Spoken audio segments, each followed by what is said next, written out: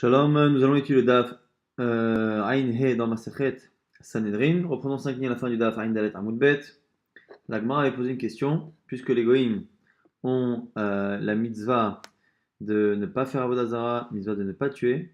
Est-ce que ces deux mitzvot qui ont en contrepartie une mitzvah de Kiddush Hashem, de finalement sanctifier le nom de Dieu en refusant entre autres de transgresser certaines mitzvot face à la mort, est-ce qu'ils ont également cette mitzvah-là? Selon Abaye, non, parce que sinon ça aurait dû être compté comme une mitzvah à part. Selon Rava, ce n'est pas une mitzvah à part, mais une partie intégrante des mitzvot, et donc il pourrait être justement concerné par Kiddush Hashem.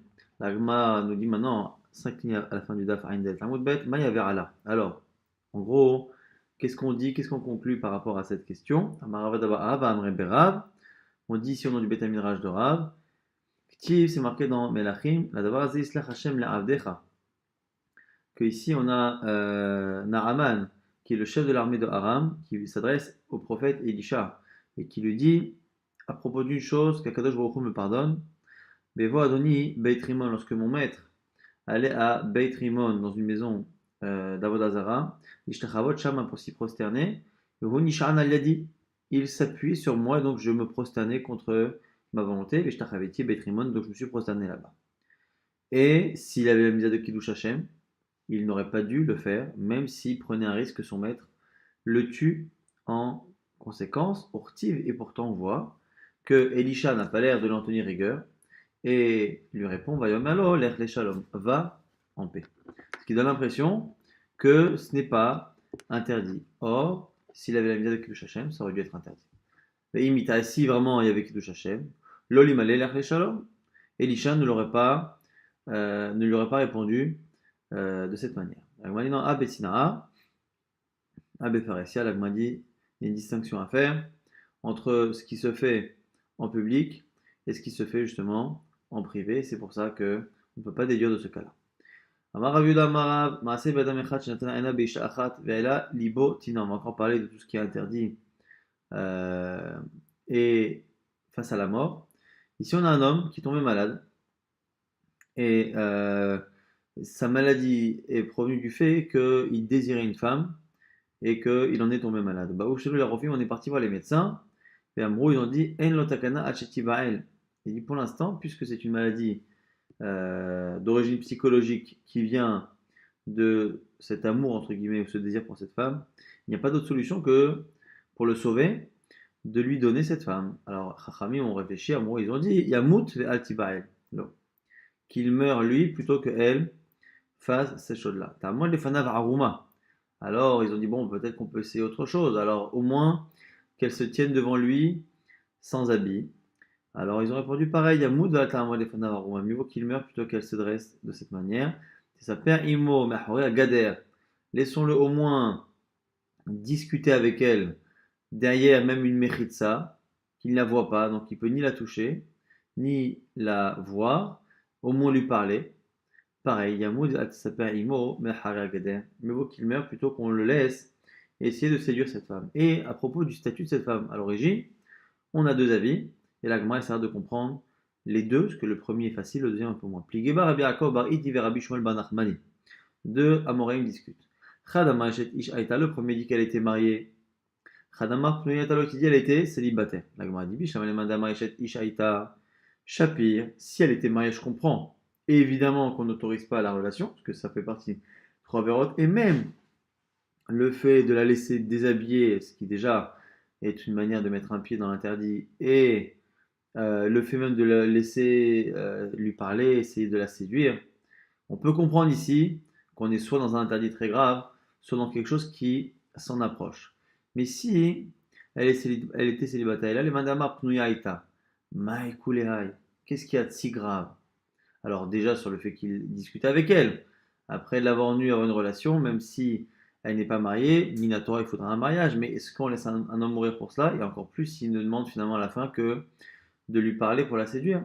Rav Papa nous dit on a deux raisons ici. Rav Papa propose la première ama Mishum Ga Mishpacha.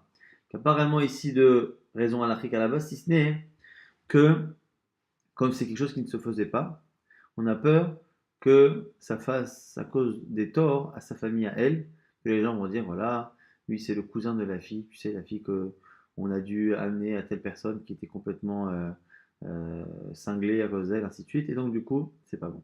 Ravacha vered Ravik Amar, autre réponse, qui est Shalom Ibn Israël Protsot Bariot.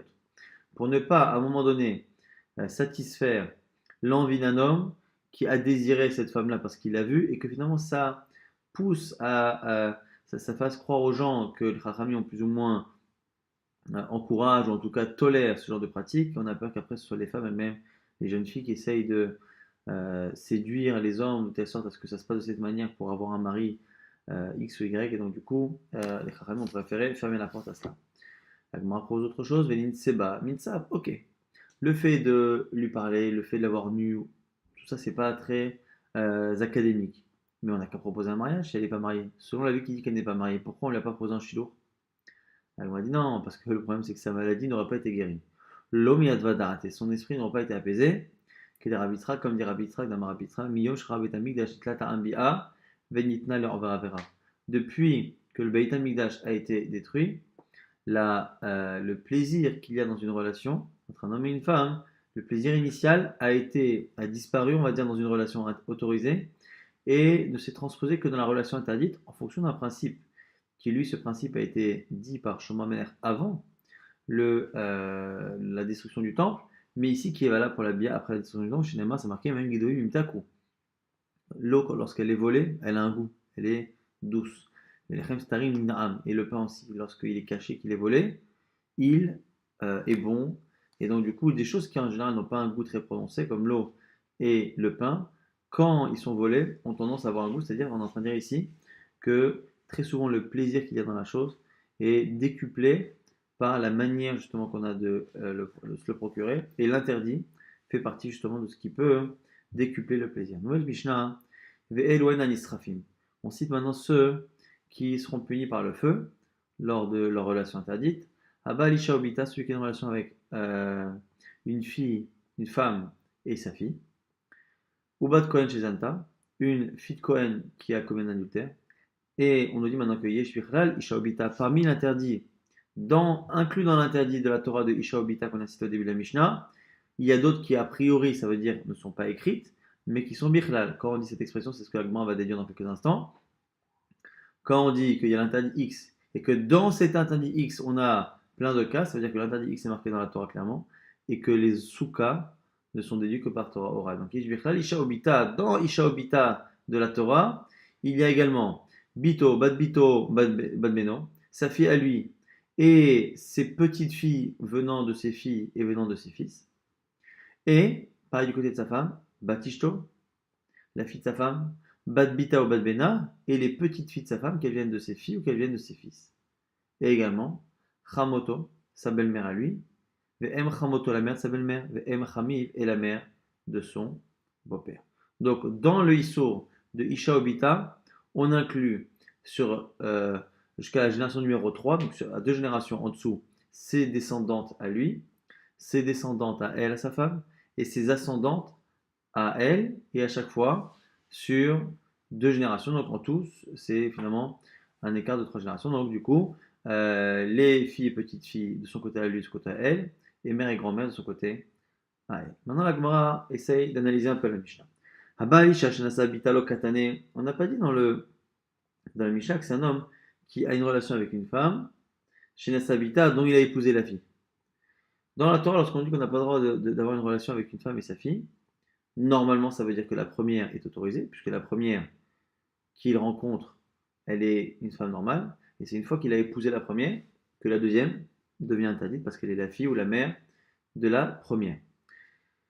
Le seul problème, c'est que du coup, si c'était cela le cas de la Mishnah, on aurait dû dire un homme qui a une relation avec une femme dont il a épousé la fille. Ça, c'est Besrefa. Et qui est Besrefa? Quand est-ce qu'il est Besrefa? Lorsqu'il a la relation avec la deuxième. Lorsqu'il a la relation avec la femme dont il a épousé la fille. Mais la fille en elle-même, c'est pas un problème, c'est sa femme. Mais le problème, c'est que la Mishnah ne s'exprime pas ainsi. Et là, Abba Alisha Obital, dans la Mishnah, c'est dit qui va être brûlé? Celui qui a une relation avec sa fille, avec une femme et avec sa fille. Comme si les deux relations en elles-mêmes étaient Chayav Srefa. Mais là, on a que les deux sont interdites. Ou Maninou. Quelles sont les femmes qui, dès le départ, la première est interdite avant qu'on une relation avec sa fille? La Gemara nous dit, parce qu'en fait, on ne parle pas d'une fille qui est une étrangère, on parle que la première déjà, c'est déjà la famille de sa femme. Chamoto même Chamoto. Par exemple, sa belle-mère et la mère de sa belle-mère. Donc quand on a dit dans la Mishnah, ce qui est dans avec une femme et sa fille, c'est pas en fait sa femme elle est autorisée, c'est qu'il a une relation avec la grand-mère de sa femme et après avec la mère de sa femme. Et ces deux cas, c'est Chaimita. Le Katani Shibichlal, Isha ou Bita, la Gemara dit le seul problème de cette explication, c'est si on dit que le début de la Mishnah qui dit que la femme et sa fille pour lesquelles il est Chayav Srefa, on ne parle pas de sa femme qu'il a épousée, parce qu'elle n'est pas Asura, mais la grand-mère de sa femme et la mère de sa femme. Si c'est cela, il y a un souci. Parce que la suite de la Mishnah qui dit que dans cet interdit sont inclus, et là on cite à ce moment-là la suite, il y a un souci. De cette expression on a dit tout à l'heure, Yeshbichlal donne l'impression que ce qu'on a cité au-dessus, c'était Minatora, écrit clairement Torah Shebirtav, et que la suite est inclue sans que ce soit écrit, et c'est ce qu'on appelle Torah Shebaralpe. Ça veut dire que les cas d'avant sont écrits clairement, et pourtant, et pourtant, le cas là-bas de la grand-mère de la femme et la mère de la femme, c'est Midrasha. Alors, la mère de sa femme, c'est écrit dans la Torah clairement, mais la grand-mère de la femme, pour le coup, c'est Midrasha. L'Agma dit, allez, selon Abaye, ça va encore. Ah, Nicha, allez, Abaye, selon Abaye, en limite, ça va, pourquoi? Parce qu'il y a une marloquette Rabbi Akiva, Rabbi Shmuel, qu'on verra très vite. Et il dit, lui, là-bas, Abaye, que Dama Mashmao Dorshin Kabenayum. La marloquette, c'est quoi là-bas? C'est que tout le monde est d'accord que la mère de sa femme, c'est interdit minatoire. Maintenant, la grand-mère de sa femme, c'est pas écrit dans la Torah. Est-ce que c'est écrit dans la Torah ou pas la grand-mère de sa femme? Selon Rabbi Akiva, oui, selon Rabbi Shmuel, non. C'est ça que dit Abaye. Et donc, Mashmao Dorshini Kabeno, la marloquette, c'est comment on apprend l'interdit de la grand-mère. La grand-mère de la femme, c'est interdit de manière écrite ou de manière orale. Alors du coup, lui, comme il dit que c'est la discussion, Matnitien, Rabbi Akiva et notre Michel sera Rabbi Akiva, qui penserait que ce serait écrit. Et donc, quand on dit celles qui sont Chayav Srefa, c'est une femme et sa fille, c'est la grand-mère de sa femme et la mère de sa femme, qui les deux, selon Abaye, selon Rabbi Akiva, sont les deux écrites dans la Torah. Elle m'a dit, et là les Rava, mais Rava qui n'est pas d'accord là-bas, et qui dit que la marloquette Rabbi Akiva et Rabbi Shmael, Chamoto, Lachan, Mitai, Kabenayou, c'est sur un autre sujet. Est-ce que la mère de la femme reste interdite après la mort de la femme? On sait que la sœur de la femme, par exemple, n'est interdite que pendant le vivant de la femme. Est-ce que la mère c'est pareil ou pas? C'est la discussion Rabbi Akiva et Chachamim. Ah, mais la grand-mère de la femme, selon Rava, il n'y a pas de discussion. Tout le monde est d'accord que ce n'est pas écrit. C'est assaut, mais ce n'est pas écrit. Si c'est cela, comment dire que c'est ça qu'il y avait au début de la Mishnah, le cas de la mère de la femme et la grand-mère? Alors que selon Rava, la grand-mère, c'est pas écrit. Comment dire après, Yesh Bichlal, il y a dans cet interdit-là tous les autres. Mais le premier Bichlal n'est pas écrit. Il faut corriger et comprendre ou lire dans la Mishnah celui qui est en relation avec une femme dont il a épousé la fille. Maintenant, on reprend cette expression Yesh Bichlal, Isha Obita, Chamoto, Vem Chamiv. On a dit parmi justement les interdits, il y a ses descendants à lui, ses descendants à elle, et après on a dit quoi? On a dit sa belle-mère à lui, la mère de sa belle-mère, la mère de son beau-père. Donc la mère et les deux grands-mères de sa femme. Or là, il y a un problème. C'est que Chamoto, la belle-mère, c'est écrit dans la Torah. Donc pourquoi l'avoir mis dans ceux qui sont Bichlal, qui sont inclus dans l'autre? Alors que quand on dit qu'ils sont inclus, on a l'impression que c'est Torah orale. L'Agma explique. Les Abaye, pour Abaye, sur les trois qu'on a cités, il n'y en a qu'un seul qui est à l'oral. C'est la mère du beau-père. Les deux sont écrits dans la Torah. Et donc lui dit, voilà, comment on enseigne ça? Au final, on a continué la même partie de la famille, c'est-à-dire les mères et grand-mères de la femme, donc Tanenami, Chamoto et Chamoto. Selon Rava, où il y en a deux qui sont Midrasha, on enseigne deux et on a rajouté le troisième après. Parce qu'il fallait enseigner ceux qui viennent de la Torah orale, c'est-à-dire la mère, les deux grand-mères de la femme. Tanenami, Chamoto, on a aussi enseigné le cas de la belle-mère, alors que la belle-mère, elle est Torah Shibirta. Maintenant, quelles sont les sources de tout cela?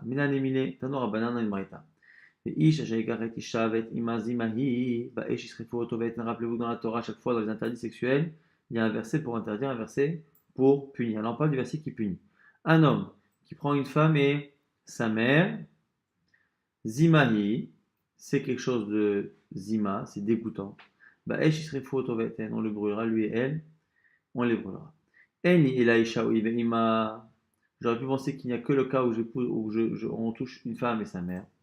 Bat isha ou bat bita ou bat bena, d'où on sait maintenant que même la fille et la petite fille des deux côtés du fils et de la fille, minaïne et markan, zima, Benmar lehalan, zima, c'est marqué par ailleurs, zima, c'est marqué chez nous, et c'est marqué ailleurs dans l'interdit de toucher à la fille de sa femme.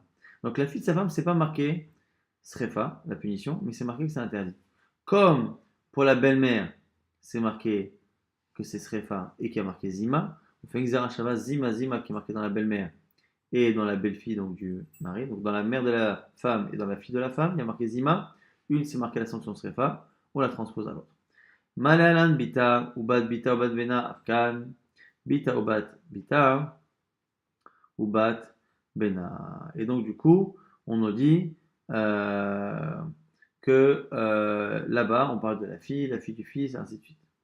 Maintenant, la Gemara continue cette braïta et la Gemara analysera la braïta au fur et à mesure. D'où on sait que l'on met les garçons et les filles sur le même plan. La Gemara essaie de comprendre ce qu'elle veut dire. Mais marqué Zima, c'est marqué Zima d'un côté. Et Malalan Zima, c'est marqué Zima ailleurs. Pareil. Malalan Scharim Kenekavot, Avkadrim Kenekavot. De la même manière que dans un cas où c'est marqué Zima, on a mis les garçons et les filles sur le même plan. Pareil ici. Autre question un peu étonnante. D'où sait-on qu'on fait pour les proches du bas la même chose que pour les proches du haut?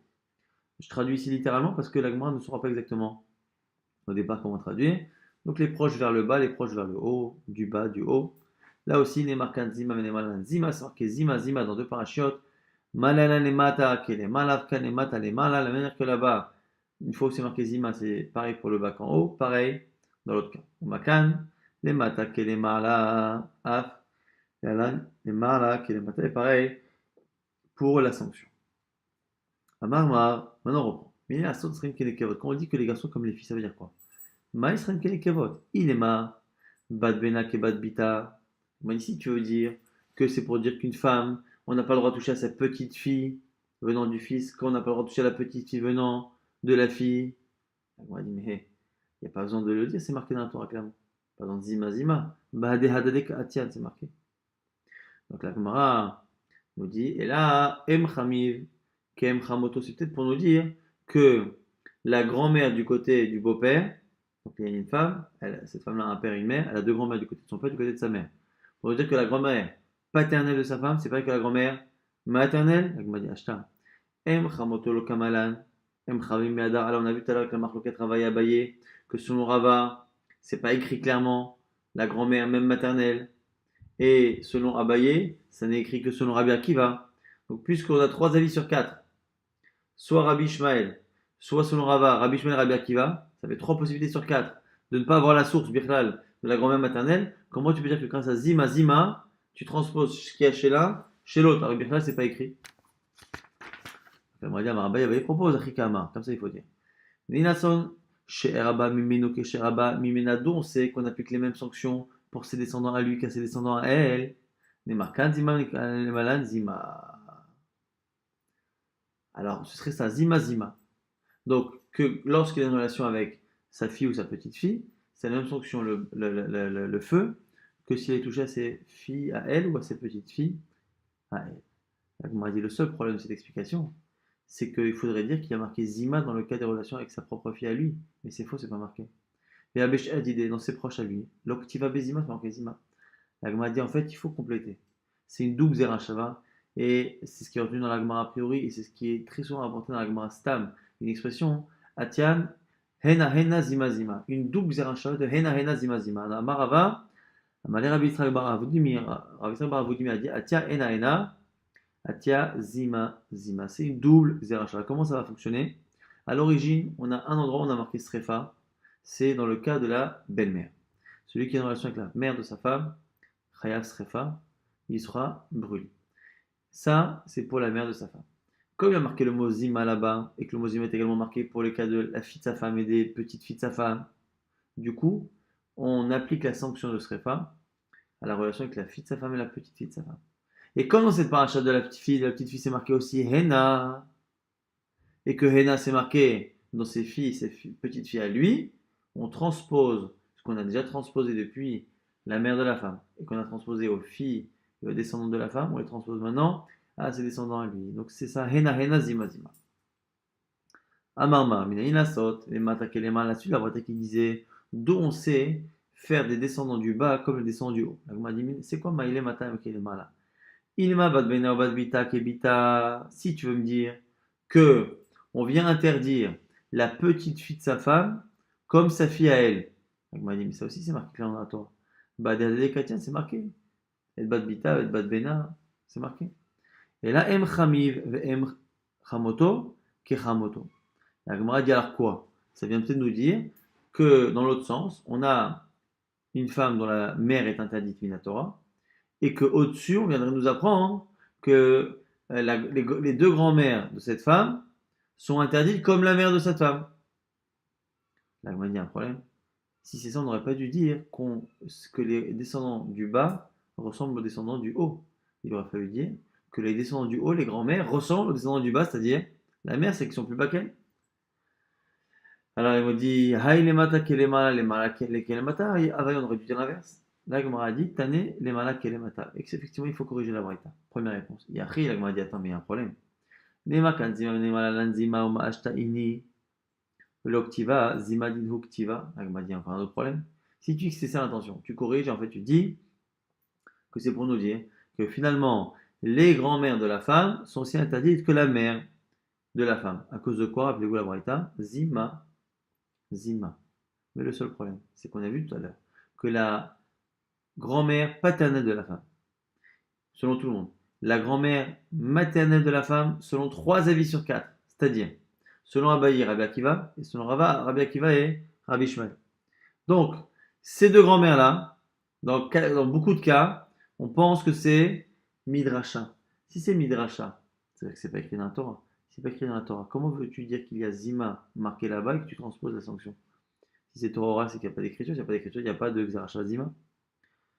Donc, comme on a dit, c'est pas marqué. Amar Abaye propose un Rika Amar, comme ça il faut dire. Inasot, j'adore les malas, comment on sait que on interdit autant de générations vers le bas que vers le haut? Nimalemata Zima, Nimalemala Zima, c'est marqué dans les deux cas. Dans le cas de la belle-mère, elle met sa femme, dans le cas des filles de sa femme, c'est marqué Zima. Malemata Shadrot, de la même manière que en bas, ça va jusqu'à 3 générations, génération 3, donc la fille et les petites filles. Pareil pour la génération du haut, on ne s'arrête pas qu'à la mère de sa femme, mais même aux grand-mères. Donc, c'est ce que la Gemara propose. Af, les malas, shoshet, shlodor. Yuma, onesh, asa les matas, les malas, ave azaranami, asa les malas, qui la Gemara dit c'est pareil pour la sanction et c'est pareil pour la zara pour l'interdit. Maintenant, la Gemara propose une autre réponse. Shiama, l'olam qui est katené au les mata beissour. La Gemara dit non, on peut peut-être dire qu'on monte euh, dans les générations et qu'on dit que la grand-mère est aussi interdite que la mère. À tout à l'heure, on avait dit, mais c'est un problème parce que si c'est cela, on aurait dû dire, on n'a pas dire que les générations du bas apprennent des générations du haut, on aurait dû dire l'inverse. La Gemara dit non, parce que quand tu dis en haut et en bas, c'est pas au niveau de la chronologie, c'est pas au niveau de l'arbre généalogique. Dans l'arbre généalogique, plus c'est loin dans le temps, plus c'est haut. Quand on dit haut ou bas, c'est au niveau de la proximité. Et par rapport à cela, la mère, elle est plus haute, elle est plus les mains que la grand-mère de la femme. Dans l'arbre généalogique, la grand-mère évidemment est plus haute. Et quand on dit haute, ce n'était pas au niveau de l'arbre généalogique, mais au niveau, encore une fois, de la proximité. Donc, c'est comme ça que la Gemara répond selon Ravashi. La Gemara pose une autre question. Non. Mahi, Emima Asura, Afwa Mima Asura. La Gemara dit si maintenant on a interdit Minatora, avec une dracha, on a interdit la grand-mère de sa femme. Minatora. À ce moment-là, un homme devrait avoir aussi sa grand-mère à lui qui est interdite. Parce qu'a priori, la grand-mère, c'est une extension. La grand-mère de la femme, c'est une extension de la mère de sa femme. Donc lui, sa mère est interdite, propre à sa grand-mère. La Torah n'interdit pas sa propre grand-mère, c'est Rachamim qui le font. Amarabaya il dit Amakra imechahi. C'est parce que c'est marqué, c'est ta mère. Pour l'interdit, la relation avec sa mère, c'est marqué, c'est ta mère, c'est entendu. Il n'y a que pour ta mère que c'est interdit, pas pour la grand-mère. Il n'y a pas d'interdit pour la grand-mère. Alors, on va proposer autre chose. Il dit non, c'est parce qu'en fait, même si on fait ici une Xerashava Zima Zima et qu'on apprend finalement la halakha de Srefa qu'il y a marqué dans l'un, je l'apprends dans l'autre, ça ne veut pas dire, ça ne veut pas dire que la grand-mère ici sera interdite dans le cas de l'homme. Donc lui, par rapport à ses petites filles, effectivement, on appliquera la même sanction à ses filles, à ses petites filles, que s'il avait touché aux filles, aux petites filles de sa femme. Mais la dracha n'ira pas jusqu'à dire que sa grand-mère à lui sera aussi interdite que sa grand-mère. Et la Gemara explique pourquoi finalement on ne dit pas ça. Sachez que déjà par rapport à tout ce qui est Xerashava, le fait d'apprendre une halakha d'une autre par Xerashava, par Binyan Av, par Hekesh, donc, quelle que soit la manière, dans les 13 manières, quand on apprend une halakha d'une autre, on a une marloquette apportée à plusieurs reprises dans le chasse. Est-ce que Dolmina ou Mina? Est-ce que une fois que tu as appris quelque chose là-bas, eh ben, tu reprends Mina ou Mina, d'elle, tu reprends, et donc tu transposes quasiment tout. Et donc de la même manière que là on a appris que euh, les sanctions pour ses descendants à lui sont les mêmes que pour ses descendants à elle, du coup on devrait dire la même chose pour les ascendants. Donc Mina ou Mina continue de tirer des enseignements de là-bas. Il y en a qui disent que non. Don Mina, ok, bah, tu prends ce que tu as pris l'essentiel de la lacha, tu ne prends pas tous les autres détails pour les transposer. Et Rava va nous dire que finalement, évidemment, selon celui qui dit qu'on n'apprend pas tout, on n'apprend pas tout, donc on s'arrête à cela, donc on ne va pas transposer. Mais même celui qui dit qu'on apprend tout, qu'on fait un Shava, un Kesh, un Binyan Av, ici, il dira que non. Pourquoi? Rava Amar. Ben et Madamar, Dulmina Omina, Ben et Madamar, Dulmina Vokibatra. Je vais te dire que finalement, on ne peut pas transposer l'interdit de la grand-mère à l'homme lui-même, à l'origine, en partant de la grand-mère de la femme. Et selon celui qui dit que Domina Omina, qu'on continue de tout prendre de là-bas, et même celui qui dit évidemment qu'on ne prend pas. Pourquoi? Parce que l'autre, il y a les Amar, Domina Omina, selon celui qui dit qu'on prend tout en général quand on fait Exarchava, on prend tout le reste. C'est vraiment pour lui que normalement ça devrait poser problème, parce que selon lui, on devrait vraiment dire que la grand-mère est interdite de Beskila. Alors, on a dit quoi? Dimahi Emima Sora Afunami. Et Masura serait quoi le raisonnement? Les manières que pour elle, cette femme, la grand-mère est interdite. Pareil, lui, sa grand-mère devrait être interdite. Ominamahi, Besrefa, et on devrait rajouter encore, c'est quoi? Que la sanction, ce serait Srefa, ce serait le feu. Afunami, Besrefa, là aussi, ce serait Besrefa. Les madama Srefa, Chamouraï, Kalemi, Frach, première objection, selon ceux qui pensent que Srefa, que le feu, c'est une sanction plus grave que ce qu'il a. On a un problème. Pourquoi? Malehi, sheket ima bisrefa, tomar behu, chez imo biskila. On peut rejeter la manière d'apprendre. Pourquoi? Parce qu'on part d'une halakha qui est plus stricte, puisque les proches de la femme, c'est srefa, c'est une sanction plus grave, que ses proches à lui, qui sont biskila. Et donc, on ne peut pas passer de l'un à l'autre à cause de ces différences d'état. On va dire en plus, si on le faisait, on arriverait à un non-sens. Pourquoi? Parce que comme on a dit, les proches de l'homme, c'est ce qu'il a. C'est-à-dire que s'il a une relation avec sa mère à lui, c'est ce qu'il a. Et quand il aurait une relation avec sa grand-mère à lui, ce serait Srefa, qui pour l'instant a l'air d'être plus grave. Donc ce serait plus grave la grand-mère que la mère. Alors que la proximité de la grand-mère provient de la mère vers Od. Imo biskila et Mimo bisrefa, ça aurait un sens de dire que avec sa mère, ce serait que ce qu'il a, entre guillemets, et avec sa grand-mère, Srefa. Vers Od, troisième objection. Mahilo khalakta ben imal emima. Si elle, tu fais pas distinction sa mère et sa grand-mère, emi pareil pour lui, le tachalok ben mimo. Ben mimo et mimo, on ne fera pas différence pour lui entre sa mère à lui et sa grand-mère. On demande à ce qu'il a hamoura. Et maintenant, on dit selon celui qui dit que la peine de mort de ce qu'il a est plus grave que srefa. Mai kushia, lo nidona, tu ne peux pas finalement apprendre euh, de cette kushia, on ne pourra pas, du fait que justement ce qu'il a euh, est plus grave, on ne peut pas finalement apprendre ce réfa parce qu'on est censé dire que c'est pareil. Si on pousse l'exercice domina mina, on va jusqu'au bout. Alors quoi? Alors on fait pareil pour la mère et la grand-mère, ce qui est le cas chez la mère de la femme et la grand-mère de la femme, mais elle, sa mère à lui, c'est ce qu'il a. Et si c'est ce qu'il a et que c'est le plus grave, on devrait dire la même chose pour la grand-mère. Et là tu vas dire ce réfa. Donc on ne peut pas dire cela. Là on va dire Oman de Amar donne mina ok batra, même selon celui qui dit que quand on prend une halakha, on prend que l'halakha, on laisse le reste. Mahi emima asura, Af unami ami Soura, on pourrait dire quoi? De la même manière que pour elle, sa grand-mère est interdite, pour lui, sa grand-mère serait interdite. Ok, ba'atra, et on laisse la suite, c'est-à-dire que atam ou bisrefa, avalacha beskila, kidashkachan beimo. Donc elle, chez elle, par contre, la grand-mère serait bisrefa, à lui, ça resterait beskila comme sa mère à lui.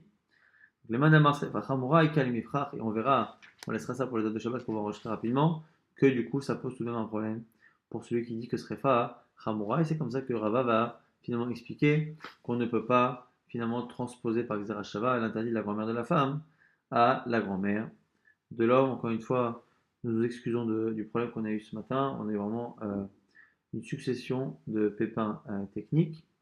Et voilà, on enregistre assez rapidement le DAF de Kippour et on vous souhaite un bon jeûne et de bonnes fêtes.